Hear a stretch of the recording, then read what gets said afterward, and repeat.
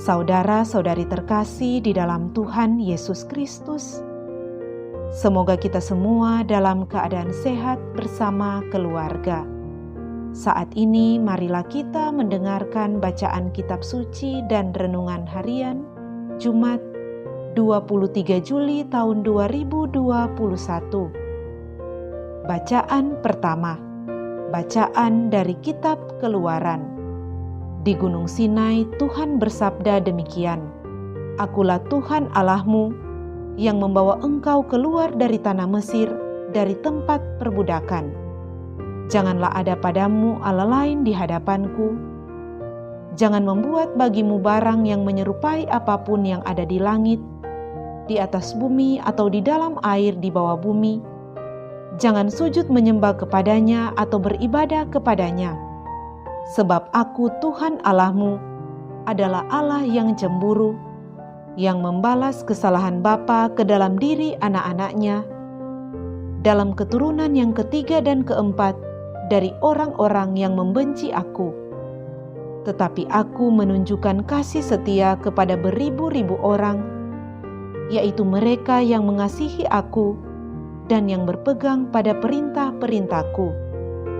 Jangan menyebut nama Tuhan Allahmu dengan sembarangan, sebab Tuhan akan memandang bersalah orang yang menyebut namanya dengan sembarangan. Ingatlah dan kuduskanlah hari Sabat. Selama 6 hari engkau bekerja dan melakukan segala pekerjaanmu. Tetapi hari ke-7 adalah hari Sabat Tuhan Allahmu. Maka janganlah melakukan suatu pekerjaan, engkau sendiri atau anakmu laki-laki, atau anakmu perempuan, hambamu laki-laki dan hambamu perempuan, atau hewanmu, atau orang asing yang ada di tempat kediamanmu.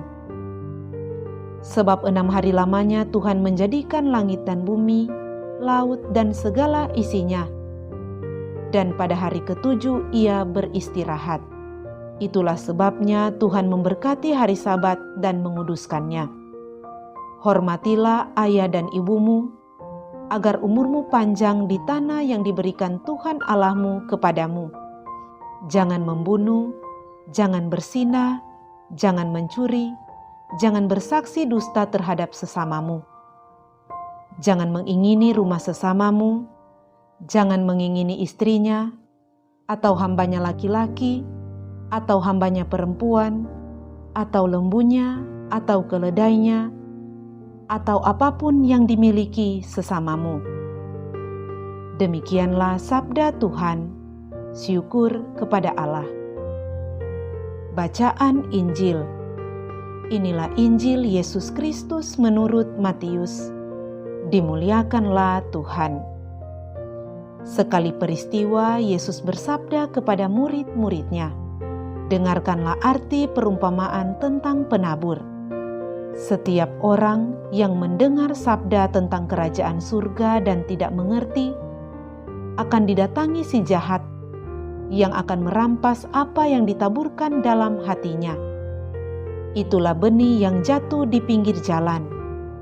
Benih yang ditaburkan di tanah yang berbatu-batu, ialah orang yang mendengar sabda itu dan segera menerimanya dengan gembira. Tetapi ia tidak berakar, dan hanya tahan sebentar saja. Apabila datang penindasan atau penganiayaan karena sabda itu, orang itu pun segera murtad. Yang ditaburkan di tengah semak duri, ialah orang yang mendengar sabda itu, lalu sabda itu terhimpit oleh kekhawatiran dunia dan tipu daya kekayaan, sehingga tidak berbuah. Sedangkan yang ditaburkan di tanah yang baik, ialah orang yang mendengarkan sabda itu dan mengerti, dan karena itu ia berbuah, ada yang 100, ada yang 60, ada yang 30 ganda. Demikianlah Injil Tuhan. Terpujilah Kristus.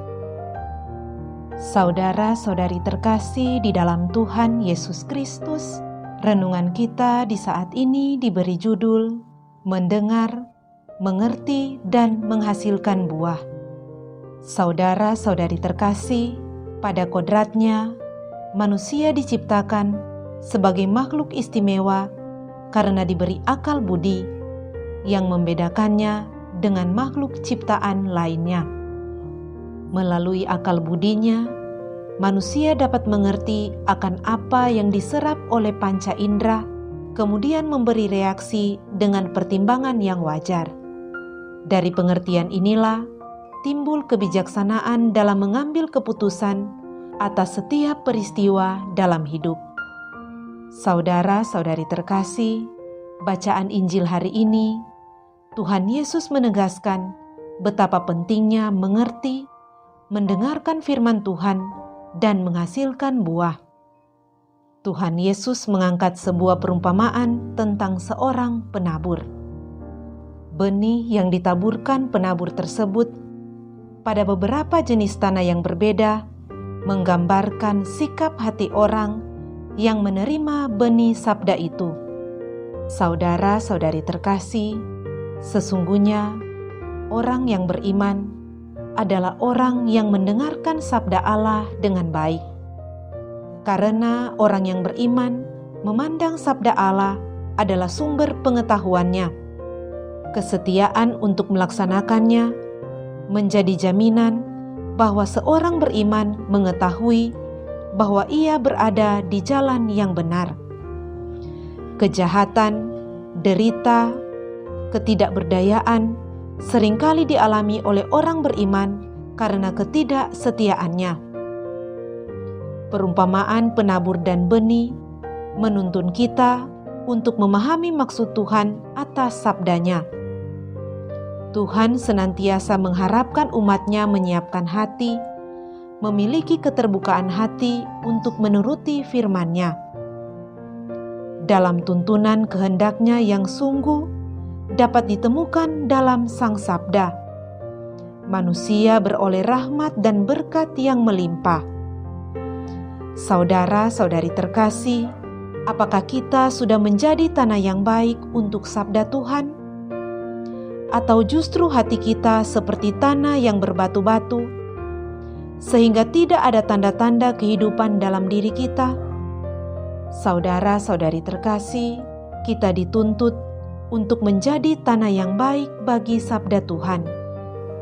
Menjadi tanah yang baik menyatakan kesiapsediaan kita untuk mendengar, memahami, dan melaksanakan firman Tuhan yang berbuah dalam sikap hidup kita, seperti kejujuran, solidaritas, saling mengampuni, saling menerima perbedaan, dan saling berbagi.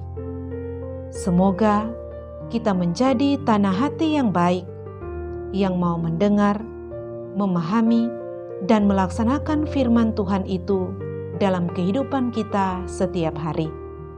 Semoga Tuhan menolong kita. Amin.